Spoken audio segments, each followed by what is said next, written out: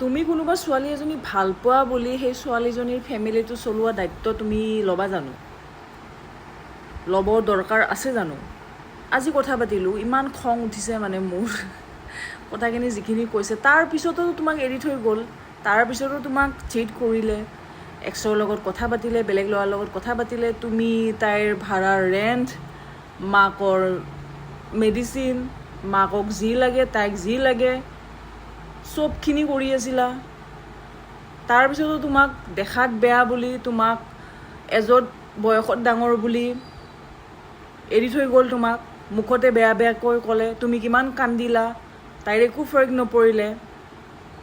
Right? কিয় ইমান বুৰ্বক হৈ থাকা?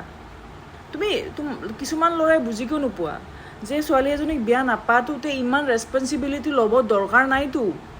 আগতে জানি লোৱা ছোৱালীজনী কেনেকুৱা হয়, কি হয়।